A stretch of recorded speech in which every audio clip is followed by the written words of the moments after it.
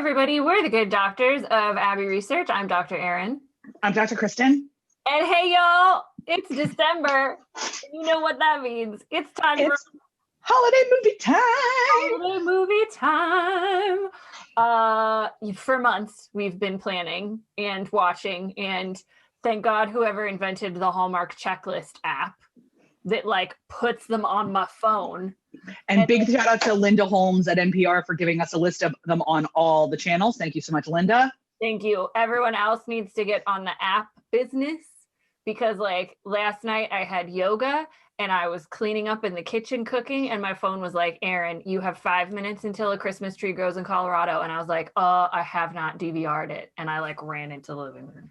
So life-saving entertainment. Joy-maintaining entertainment teacher. We appreciate. So we're going to spend the next couple weeks just talking about movies that we want to talk about on a whole host of different channels, not just Hallmark. But we have our bingo card. We do have our Hallmark bingo card, but you can use it for any Christmas movie. So the link will be below to download your copy and play along. We've updated it again for the new tropes this year. There's a lot of concert musicians. We don't know why, but it's on there, kids. And up first, we're talking about a Christmas movie that premiered on Halloween because Hallmark. Gotta get them early. And we knew from the moment the list of Hallmark movies was released that this was going to be a favorite of ours. We're talking about One Royal Holiday. We knew we were going to be excited about it because it stars two of our favorite Broadway people in a shockingly fantastic twist of hiring Broadway actors for Hallmark movies. Aaron Tveit, who was currently on Broadway in Moulin Rouge. Tony nominee. Aaron Tveit. Aaron Tveit, who was on Broadway prior to the pandemic in Moulin Rouge. And Laura Osnes, who was in lots of things.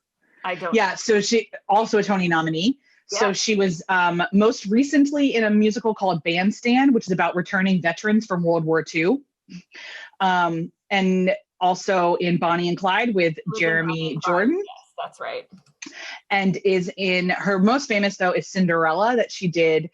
She actually originated the role of Cinderella on stage, believe it or not, because Rodgers and Hammerstein's Cinderella was never done on Broadway until 2011 when Laura did it with Santino Fontana, who's a Tony winner for the musical Tootsie. Laura is also part of a really fun thing called the Broadway Princess Party, which if you are watching this before December 12th, we will add a link in the show notes because the Broadway Princess Party is doing it's just all the people who were Disney princesses on Broadway are doing a Christmas concert. And it is live streamed from our favorite cabaret club. And so in the comfort of your own home, you get to watch Disney princesses singing Christmas carols. I'm so excited about it. Joy. It's bringing us joy, so much joy. And we've found some pretty good joy with this crop of Hallmark Christmas films so far. As we're filming this, it's right around Thanksgiving. So there's a whole host coming up this weekend that we may or may not cover. But One Royal Holiday might live on in our hearts as one of the best Hallmark movies ever made. I think it's up there with me with 9 Lives of Christmas. 9 Lives of Christmas, with your man from Brendan Rouse and Kimberly Sustad, which I shouldn't know this, by the way. But your man was Superman, right? In something? He was Superman, and then he was on Arrow? I don't remember. But he was Superman in Superman Returns, the one that no one remembers that had Kevin Spacey as Lex Luthor, which is why we now don't talk about it at all. We don't talk about it. We don't want to talk about Kevin. But yeah, it is up there with 9 Lives of Christmas. I would 100%. So it's a story of, two people. A royal stranded somewhere. Yeah, there's a lot of plot points. A royal prince gets stranded during a snowstorm in a small town with a festival. His mother is involved as well. She was a delight. She's also a Broadway star, I think. She is. She played Cinderella's fairy godmother with Laura. So it was according to Laura's Instagram stories, a delightful reunion. Oh. And the two main characters don't get along. She's running. She's a nurse. And she's come home for Christmas to help run the Christmas festival party that her mom always ran. At her family's B&B. At her family's B&B, and that somehow has a ballroom. Connecticut. You know, and so there's lots of tension between the two. They don't really like each other, but he helps out because he keeps getting stranded because the snow keeps coming, and then they fall in love. There's not a lot of singing, which made me upset because they do sing over the opening credits. They do sing over the opening credits, which you can download on Spotify, which I may have done. Yes. And they do have like a carol scene where you can sort of hear them singing. We were lucky enough to see Aaron on Broadway, Moulin Rouge, which, you know, if you haven't and you love things and joy and you can afford to go, as soon as Broadway's back up and running, please, please, please go see Moulin Rouge. It was one of the best nights I've ever had in the theater in my life. And he was fantastic in it. So I will forever watch whatever he wants to be in. I even loved that like ABC live Grease that they did because he was in it. I loved him. I did not love Juliet Huff, but like that's a separate rant. But no, I got to see him as Danny Zuko. I loved him. Oh my God. I loved him as Danny Zuko. He's a perfect Danny Zuko. So I first got to know him and Sebastian Stan at the same time as a fan when they were both on Gossip Girl. Gossip Girl, that's right. I always forget he was on Gossip Girl. Seb played Carter Bazin, and I cannot remember what Aaron's character name was, but they were obnoxious Upper East Side rich boys. Like, perfect. They're rebooting Gossip Girl. Did you know that it's going to be on HBO Max with an actually diverse cast? There's other stories we can tell. There's other stories we could tell. But then he was in a musical version of Catch Me If You Can. Oh, yes. And I quite enjoyed him in that. Uh-huh. And his voice is essentially like audio therapy to me. Like he has a live album that I listen to fairly religiously. I got to see Laura do a cabaret show as well. Like, guys, these people can sing like no one you've ever heard. And they can also act. And they've been friends for many years. And my favorite part of this, we were texting each other while we watched it live, was that, you know, Hallmark, they have their repertoire. Some of them we love, some of them we don't. Some of them can act, a lot of them can't. Some can't. There was real acting in this. There were people who knew how to express emotions on camera. And if you think we're being sarcastic, you have not sat through what we've sat through. Honest to God, thoughts and feelings. Honest to God, motivations. Yeah. Like, oh. And that's why it's elevated to the pinnacle with 9 Lives of Christmas. Yeah, the acting was fantastic. I was just looking at our bingo. I think we do have bingo because we have a royal or heir, secret or plot point. He was kind of secret, but only for a little bit. And then that was definitely a plot point.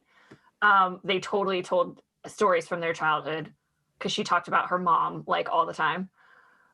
First kiss in the last scene, I think. Yes.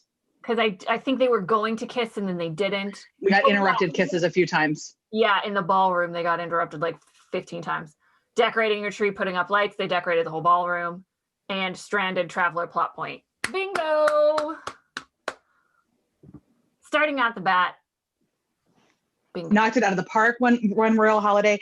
So it is currently the highest rated Hallmark movie of this season. Yeah. So hopefully they'll be replaying it a whole lot. It is a top to bottom delight. It was on like Sunday night before the Christmas House. I was like, and my mom. I think my mother has now watched it 4 times in the month since it premiered. So like, it came on. Oh no, it had just started. It was on at like 4:00 because I was setting the DVR for a Christmas House. And my mom was like, "We already watched that one." I was like, "It's on the DVR, Mom. Like, don't. I'm not gonna make you watch it again."